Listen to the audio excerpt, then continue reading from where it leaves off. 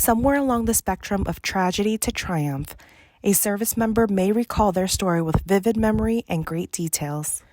With each passing day, these experiences become diluted recollection and seemingly forgotten American history between the pages of a high school textbook or aired on a rerun of a documentary on television.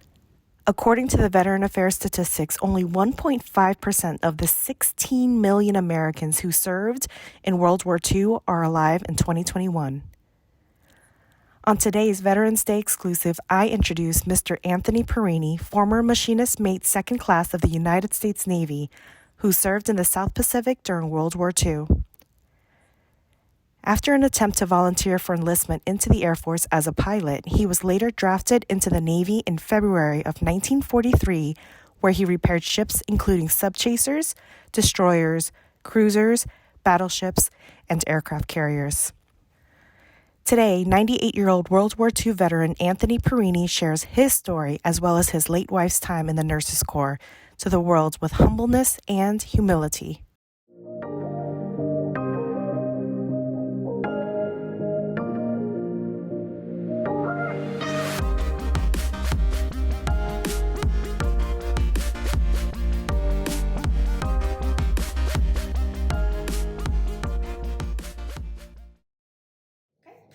Mr. Perini, I am so excited to be here with you today, interviewing our World War II veteran for Comfort Kills. How are you doing today? I'm doing quite well, considering my age. I think I'm doing very well. I think you're doing fantastic. I thank you for asking, and rather flattered that you take the time to interview myself and my experience in World War II, which were rather limited, but very interesting and very rewarding. Yes. I must say, rewarding in the sense that the way it ended. Okay. Mostly that. I'm very excited to be here, so thank you so much for inviting me into your home so that we can do this interview. But why don't you just go ahead and tell me how your story started? We can go back as far as 1940. Oh, well, no, go back further than that. Okay. I need my notes because Sure. At my age we have a tendency of forgetting what you immediately want to say, Okay. but you do recall the past. Okay. But even at that, I need to refer to some notes. Absolutely. But yes, it goes back to World War I. Briefly, but it does go back to World War I. Okay. And it was, I would say that before Pearl Harbor, the Japanese, and most of the discussion now will be with the Japanese, but may touch lightly on the German aspect of the war, but not much. Mostly with the Japanese. Before Pearl Harbor, the Japanese had already begun imperial expansion in Manchuria.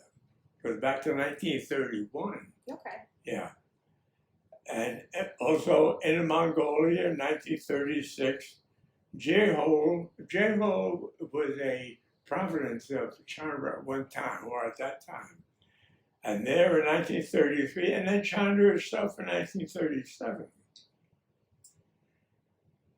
And in the other territories and islands during World War I.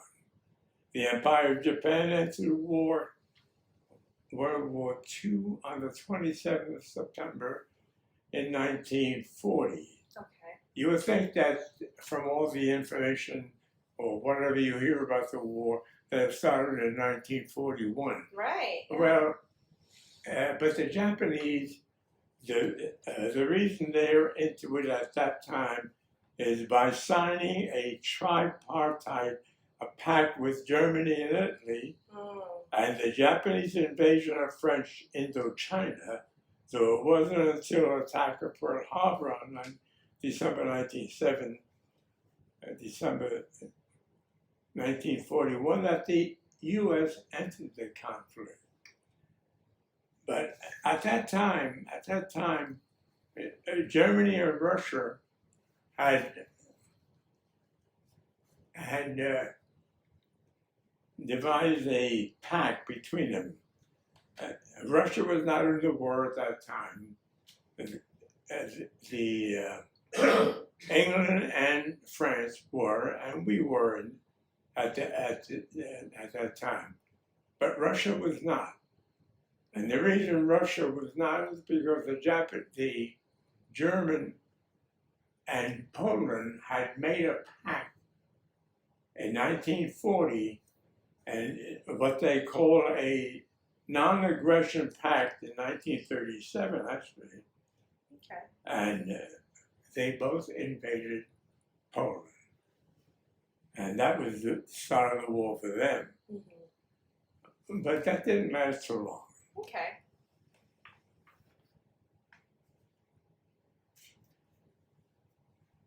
Over the course of 7 hours, and I'm going back to December 7th, 1941, when the Japanese actually attacked Yes. the U.S. But over the course of 7 hours, there were coordinated Japanese attacks on the U.S.-held Japanese, Guam and Wake Island, the Dutch Empire, and the Dutch East Indies, Thailand, and the British Empire in Borneo, Malaya, Hong Kong. The strategic goals of the offensive were to cripple the U.S. fleet and capture the oil field of the Dutch East Indies and maintain the sphere of influence of China, East Asia, and also Korea. It was also to expand the outer reaches of the Japanese Empire to create a formidable defense perimeter around newly acquired territory. Now, there were 3 theaters of operation in World War II.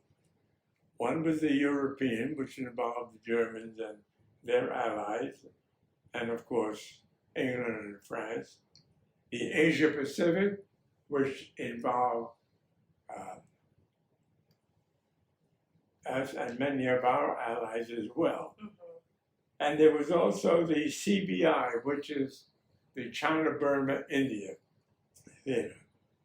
But of course, our discussion today will be mostly on the Asia Pacific. Okay. That I'm more not only familiar with, but I also base our discussion on that. Okay. Okay. Any questions? I do. I would like to go back a little bit in regards to the day that the U.S. soil was hit and attacked by Japan on December 7th, 1941, I believe. That's correct, yes. I understand your time of service was from 1943 to 46. So where were you on that day? And yes, that's very interesting.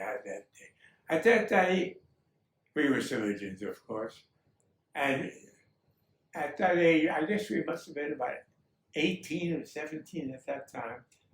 And my friends in the neighborhood, mm-hmm. we rented out a store at a little clubhouse where we would join, play cards and all. We would play cards at that time. Okay. It was on a Sunday. Okay. And, when it came over the year, oh my gosh, we didn't know how the ramifications that would turn out to be. Right. Right. And it was quite severe. But that's where we were. Okay. That's where we were. It's one of those questions where, like, when September 11th happened, we ask everybody, where were you on that day? And when it first occurred, everybody thought it was just a misguided flight, a plane that hit the tower on accident. Nobody realized what was about to transpire. Yes, that's right. So now, if we fast forward a little bit, and you decided at some point you were going to join the service, can you tell us about that decision and how your family felt at the time? Yeah, but we knew we would end up there because prior to that, we were already registered for the draft. Okay. That took place before the war, and there were actually individuals who had signed up for the as part of the draft that were already serving 6 months I believe it was a 6-month period. Mhm. And during that time, the war hadn't started for us yet. Okay. The war was going on, but not for the U.S. And you'll have to excuse me sometimes. I lose my train of thought so easily. You're fine. You're doing But great. at that point, as far as me personally, I think I just finished high school. Okay. I just started working. Yeah. And in fact, one of the reasons I started working so early in life, that was Depression years. Yeah. If you recall. It was quite severe. But it was in a vocational school that I had gone to. Mm-hmm. And fortunately, there was a need to generate a manufacturing profile for Okay. the entire country. Okay.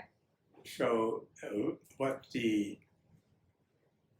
government did was more or less concentrate on people who were getting ready to graduate, and they offered them jobs just like that. Okay. Different companies. So we did that, and we worked, but it was a year before I went into service. Okay. Yeah, we carried on our lives the way we normally would. We kept up with the war, that we did, Mm-hmm. and there was a lot to be anxious about. Mm-hmm. And in some cases, many people didn't wait for the draft; they just went Okay. ahead and. So were you one that was drafted, or did you volunteer and? Well, I had volunteered once, Okay. and it was shortly after the war. I was interested in flying, Okay. and that was one of my hobbies. It was building planes and flying them as well. So I did volunteer for the exam for pilot training. Mm-hmm. But because I had gone through a vocational school, I didn't have enough to get through that test, Okay. and I failed it. Oh. Yeah, that was very disappointing. So then we just sat back and waited until we graduated, which was a short time later. Yeah. And at that time, the draft, when you were called early in the draft time, there was a choice that you had: Marines, Army, or Navy. Yes. But when I got there was no choice. They put you where they want, Oh. and I ended up in the Navy, Oh. which is fine. I figured, well, I'll accept that, and maybe I could still try to do something about flying, which I never able to do. Oh. No. Navy. Okay. And let's see, that must have been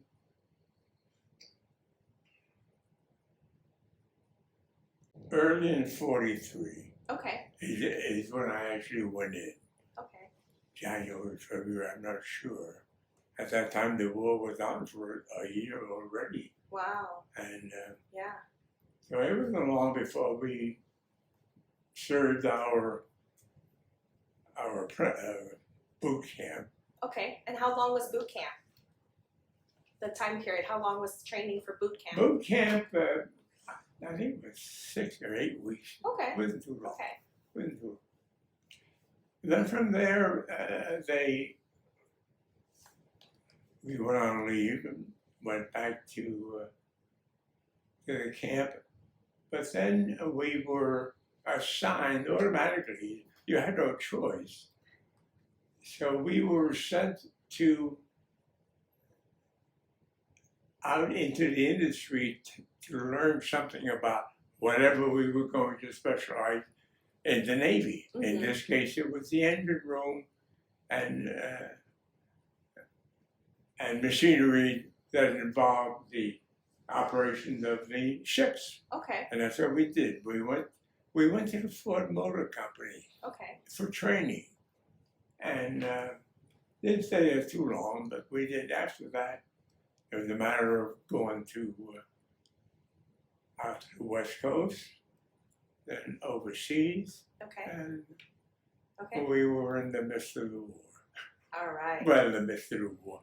I wasn't personally in the midst, but that was the beginning of our time overseas. We spent, or when I say we, our unit spent 2 years over in the Pacific. Okay. During that time, it was pretty interesting. Okay. So 2 years in the Pacific, were you at sea, at port? Like, where were you specifically? With the Navy, there's so many different... Yeah. We went overseas in a transport, big transport. Okay. It carried quite a few people. And we landed in the southern part of the Pacific, just above Australia, at one of the islands. There was a major island. Okay. And that became our base, Mm-hmm. because at the base there was a repair of ships in damage and just maintenance. And that's what we became part of. Okay. And that was our home base for the 2 years, taking care of the ships, the damage of the ship to be repaired. Mm-hmm. Although we were limited as to our facilities. We had no dry dock. We couldn't lift the ships up. Mm. We could only go on board and repair whatever damage some of the fighting had done. Mm-hmm.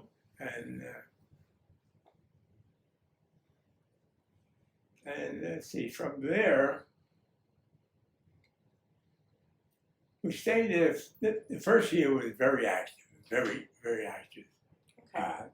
I can give you, I'd like to just discuss some of the preparations for war. Sure. The decision by Japan to attack the United States remains controversial. Study groups in Japan had predicted ultimate disaster in a war between Japan and the U.S. The Japanese economy was already straining to keep up with the demand of the war with China. They were in war with China. Okay. And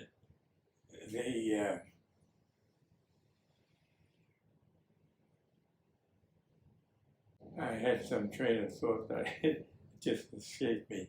However, the U.S. had placed the oil embargo on Japan, and Japan felt that the United States' demand of unconditional withdrawal from China, Mm-hmm. and that was a catalyst for them to begin, although they had thought before that about bombing Pearl Harbor. Mm-hmm. That was the catalyst.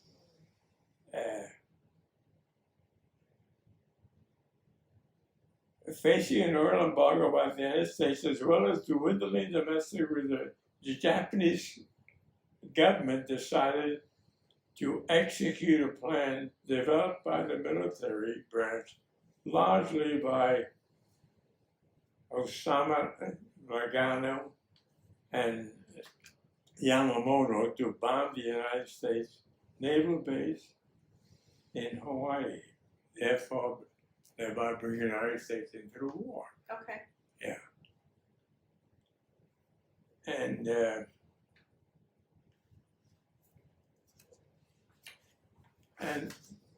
the war itself was not in our favor for about almost a year. Although we did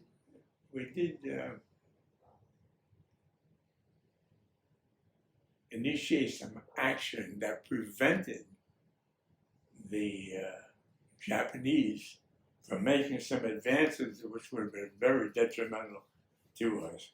I would like to mention that a little. Okay. That's quite important.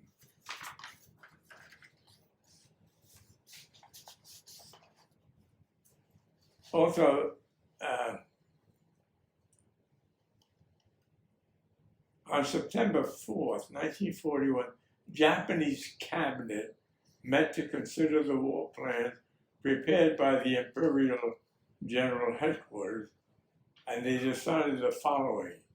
We were not privy to this statement that I'm going to read. Okay. This was just something that they would decide to, but it does give you an idea of their actions. Okay. And to quote, our empire for the purpose of self-defense and self-preservation will complete preparations for war and resolve to go to war with the United States, Great Britain, and the Netherlands if necessary. Mm-hmm. Our empire will concurrently take all possible diplomatic measures vis-a-vis the United States and Great Britain, and thereby endeavor to obtain our objectives.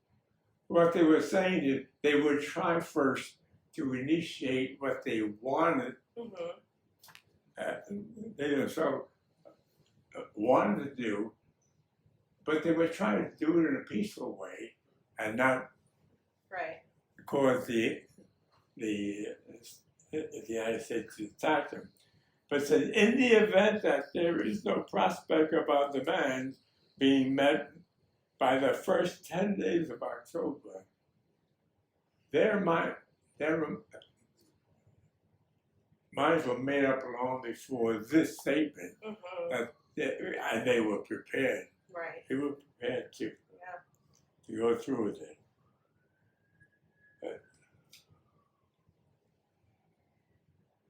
They were met by the first 10 days of October. Through the diplomatic negotiations mentioned above, we will immediately decide to commence hostilities against the United States, Britain, and the Netherlands. Mm-hmm.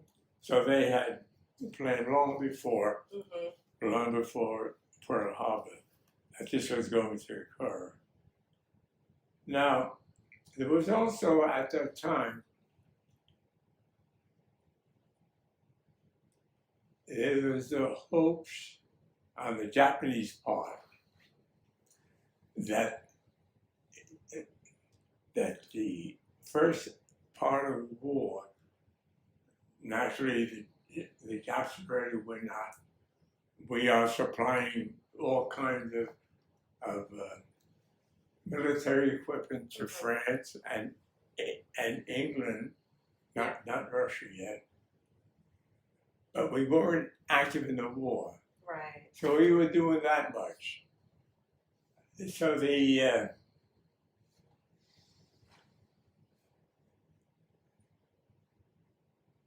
Japanese felt that the U.S. did not have the wherewithal or the desire to continue this war, which had started, but we weren't doing too well because the preparations were Japanese. So they based themselves on the fact that by the first year, if we didn't win the war, we'd be in trouble, which they were. Right. Because they were basing the public, the U.S. public, to do to not convince, but to have the desire. They don't want any part of the war. It's not our war. They're not invading us. They're not bothering us too much. Right. In fact, we are the ones that instigated the war by holding the Japanese from making advances in Asia. But that wasn't the case. It didn't happen as they thought it would. So then the war progressed and really got to a stage where it got pretty serious. Okay. I have more information about the war. Do you have any questions that you'd like to? Sure, absolutely. Where was your mindset when all of this is going down? You understand the expectations of possibly being drafted, and you're 17, 18 years old at the time. What are you thinking? What's going on in your mind? What's going on at home for your family? Well, people my age at that time, we were angry with the Japanese, really angry with them and what they did. We were ready to go. We were ready to go. We really were. Yeah. We had no qualms about, oh my gosh, they're going to interrupt my life. No, we accepted the fact that before long we would be in it. Mm-hmm. Personally be in it.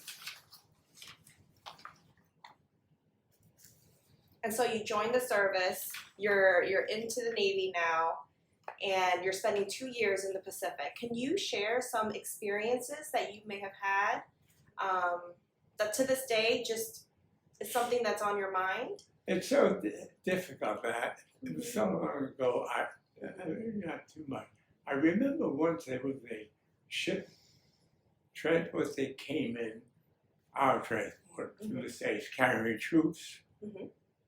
And they have a special route to go around because we are mined all over to keep the enemy from getting in. Mm-hmm.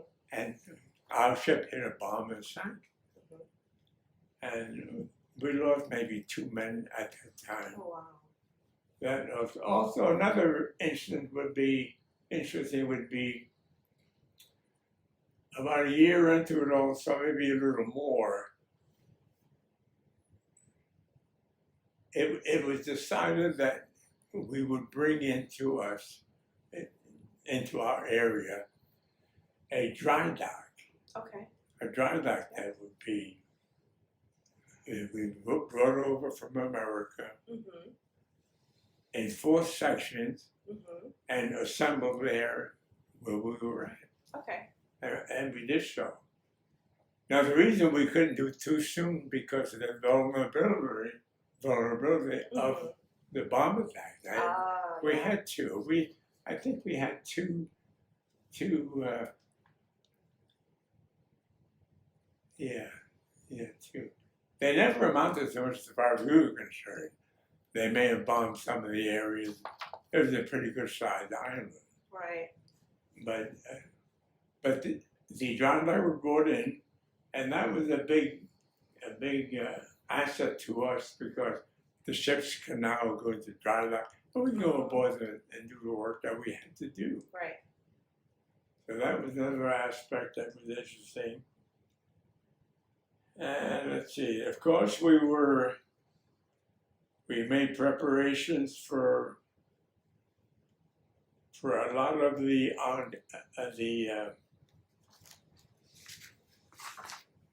operations that were made from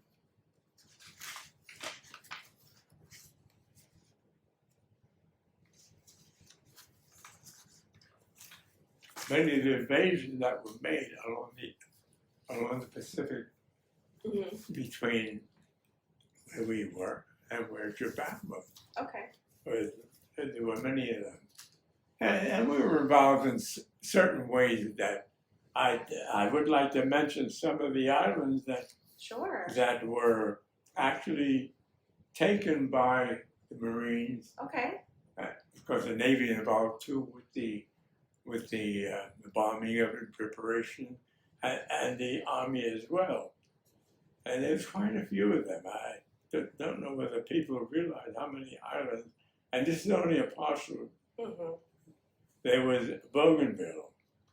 There was Revolt. These were all islands that were occupied by the Japanese over a period of years. Oh, wow. Even before the war. Wow. But this is something we had to overcome in order to get to Japan for the final phase of the war. Wow. So we had Revolt, Taro. Taro was one of the bloodiest battles of all. We were almost, when I say we, I don't mean me, I mean the U.S. was almost pushed back into the sea. Wow. But they managed to get to all kinds of, but that was a bloody one. And they would last. These wouldn't go on for any length of time. Some would last a few weeks, some a few months. We would overwhelm the Japanese and go on to the next one. and there was another one making Quantilan, Hollandia, Eniwetok, Guam, Tinian. Tinian happened to be the island that our base was relocated to, Okay. because our base became, it was just too far away from the action to repair the ships. Okay. So Tinian was established as the forerunner for the take our place. And of course the Philippines, Saipan, Iwo Jima, and Okinawa. And this was during the period of 1943 to 45. Okay. Right, and quite a few. Wow. So I see here you have a magazine, VJ Day. Can you tell me more about what VJ Day was and where you were that day? Okay, where I was on VJ Day, I was in San Francisco. Okay. And the reason I'm there is because you were saying the war's over. What are you doing that? You were over the Pacific. But what happened is, as I mentioned before, that there was another Tinian. This was a island almost directly east of Japan, Okay. kind of maybe 800 miles or so, that we established as a base to take our. In other words, while we're there doing our job, they're establishing another locale as the war progresses, so that when time came, they were already there. So at that time, the war got to a point where it was kind of quiet for us. It really was. Okay. As I mentioned, the fact that we were able to use a dry dock, as vulnerable as it was, tells you something. So they shut us down and sent us back home. Okay. We were there 2 years. Usually after 18 months, they usually think about leaving and go back to the States for 30-day leave, which they did for us. Okay. We were there for 30 days. Okay. During our trip across back home, the war in Europe ends. Okay. And that's great. It's great. So we get our leave. After our leave, we walk back, report back to San Francisco for reassignment. Okay. Because the war was still going on with Japan. Right. So while we're waiting for our assignment, because we were going to man the ships probably that would be taken back the Army, the Navy, whoever, after the war. There were many of the boys over there. So that wasn't the thought initially, but that's what it ended up being. So we waited. So one night I'm on duty and I hear about the bomb dropping, naturally become elated. It's a matter of time now, which it was. It was a month or two maybe after that. And so I never got back to overseas. Okay. And then it was time for discharge. I couldn't get discharged because of my rate in order to man the shifts that we used to bring back the fighting men. Okay. So, but finally, I was there for 2 months waiting.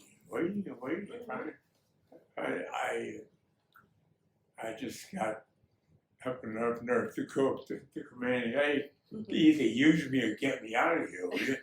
Come on, I'm here for 2 months. You got there was a point system that was used for discharging the people. Well, I had points already even before they initiated that. So I tried to tell them, okay. So I should be back to the East Coast. Okay. And it was a matter of time that I was, Okay. That's about it, That's fantastic. Well, thank you so much for your story and for your service and what you've done for this country. So now you're back on the East Coast. You're maybe in your early 20s?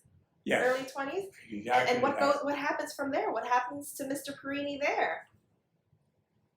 Well, I happened to meet my wife, but Okay. I knew her before the war. Ah, She was a friend of my sister, okay. who was 4 years my junior, and she was the age of my sister as well. So Okay. she was a kid when I left, but all of a sudden they grew up. You know how that happened. And then there with the help of my sister, she saw to it that we were brought together. Okay. And then about the time we got married, Mm-hmm. come to Florida, Yeah. and And start this big, beautiful everything else family. was prologue. Okay. Well, fantastic. And so now you've come to Florida. You started your family. You have how Yeah. many children? Three children. Let's see. Yeah, we came to Florida cold turkey. Okay. It's not that we planned that as much, but my wife had a skin condition, eczema, Okay. which aggravated, which became rather severe, uncomfortable during the winter season. Okay. So we were married 6 months, and we were down in Florida. Because the weather changed. Right. We had a choice to go to any number of places, California as well, Uh-huh. to help her skin condition. Okay. But we didn't. We chose Florida. Okay. And Fantastic. yeah, it was tough in the sense that my vocation that I got into was not very popular down here. Oh. So you had to start over again on it. Okay. So it was tough getting a job. Okay. But we managed somehow. Yeah. 3 kids. How many grandkids now as a result? At least 6, I think. Okay. 2 more, I think 8. Okay. No, 9. There's just one more. That's the great. Okay. Yeah. Beautiful, beautiful. And it was a good move, I think. We enjoyed the climate, Mm-hmm. made new friends, Mm-hmm.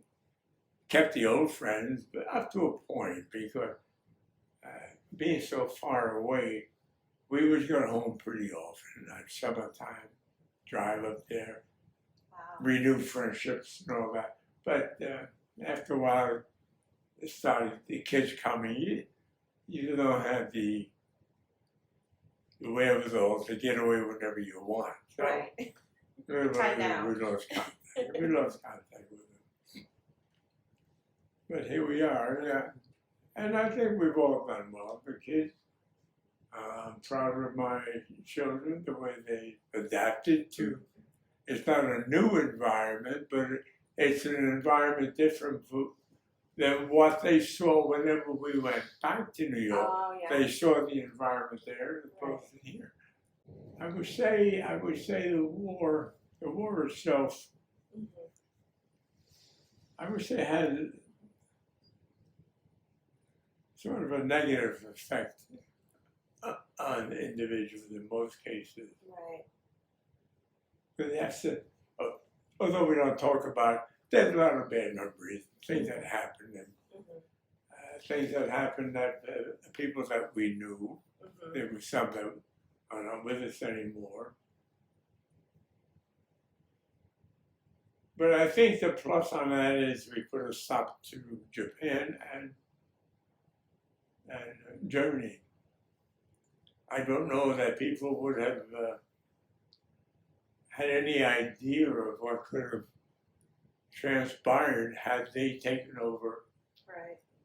and run their part of the world. Mm-hmm. Which probably I would think that even if they would take their share of the world, Asia as opposed to the European continent, that they would certainly find ways to overcome each other as well. Right. So really, I'm sort of proud of the way our generation handled the war. Okay. There was a newscaster who wrote a book. Mm-hmm. I can't think of his name right now, but he called it. The book was called "The Greatest Generation," Mm-hmm. referring to us. Mm-hmm. And I didn't think of us that way, but then when I thought about it, hey, we were pretty great. Yeah.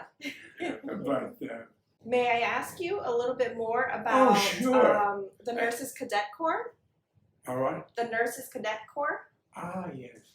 That's interesting. Yeah. We started going out. Okay. The Veteran War.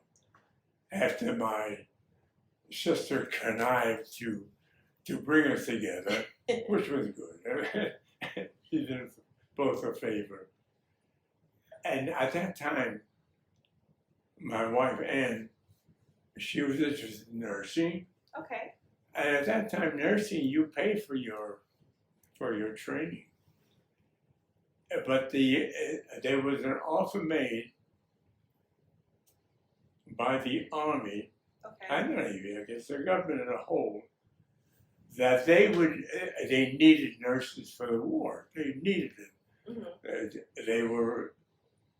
There were a lot of them that were volunteering, already nurses, but they had to back that up with some of their own. So they offered a free, they would pay for the training of these nurses, and then eventually on completing the training, they would automatically go into service. Mm-hmm. They would have to serve a certain amount of service. Okay. And my girlfriend at that time, she went for that. Yeah. I don't think our mother was kind of happy about that, but she did. She went, and our what would you say? Our early years of going out and getting to know each other, I accompanied her to her different locations for that training. Mm-hmm. And they usually went up to Long Island for special training, mental training. Okay. Then also to the Bronx for some special training as well.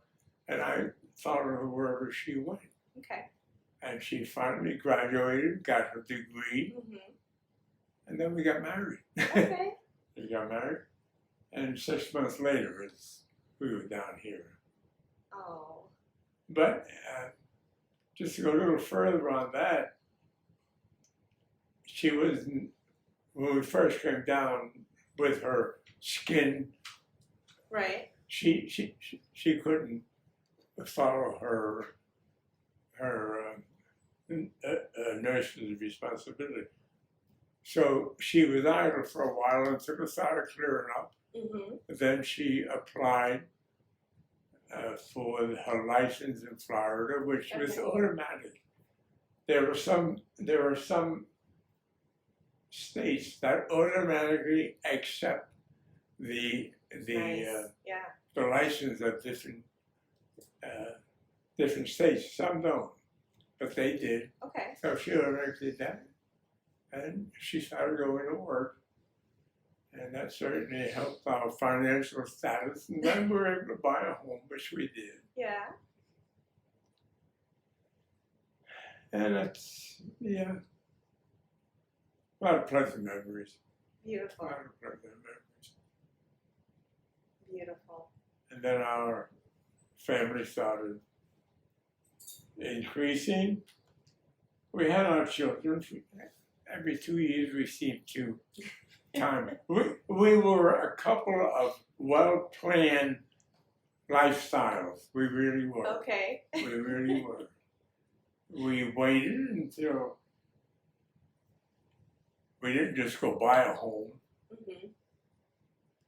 We waited until we had enough money on the side where we didn't buy the home, but then we applied for a home and we were able to furnish it right away. Okay. That's the type of a couple we were. Mm-hmm. We did very well. Very nice. But that's about it. So if you could give one piece of advice for this current generation growing up, with the amount of experience that you've had, what would your advice be? I would say a very important aspect would be to live within your means. So important. Which the government can't even do that. The government's a bad example of that.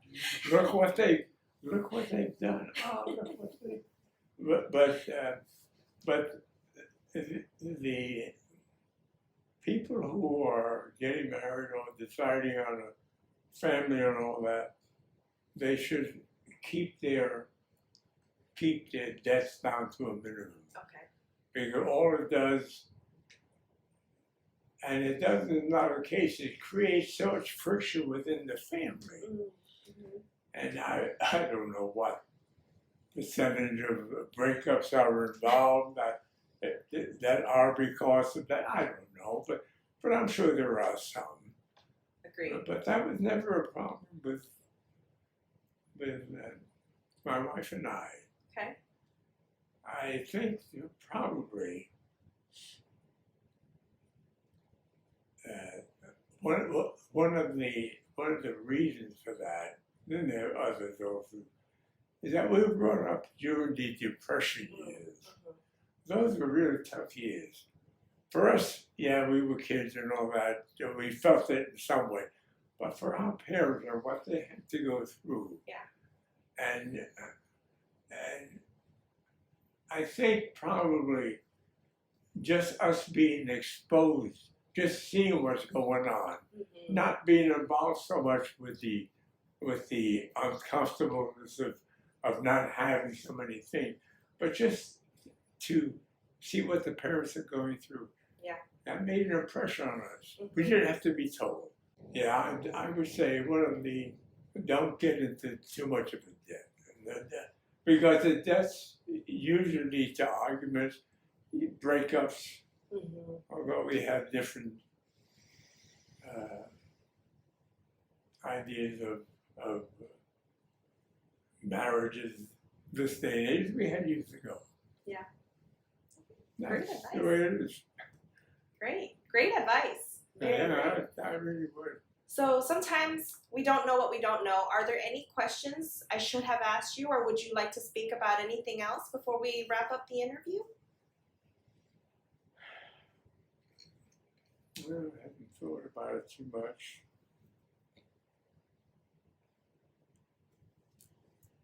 Well, I would have to say that the war had a great impact on that generation. That generation. And it does. I remember after the war, the people come back. I think, my close friends returned.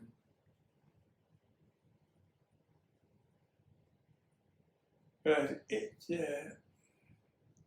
I don't know that it affected in any way. I really try to think about it. I think it's something that we just took in stride. We really did. We took it in stride. We never talked too much about the war. Right. And I had friends in the European theater, also in the CBI theater, and we never spoke too much about the war. We just went on with our lives. Right. And but it's hard to bring back some of those memories. Some of them are good, some of them are not so good, but for the most part, we survived the war. We went on with our lives, and what a great country we live in. Right. Yeah. But that's about it, I guess. Thank you so much You're Thank you welcome. for your time, for sharing your story and your history, and for everything you've done for this Well, nation. thank you. And I'm not used to this kind of discussion and all that. I can't talk about myself. Of course you can. Of course you can. Well, but- yes, I can, but I don't usually do that. And I was a little reluctant when Regina had mentioned to me about the interview me.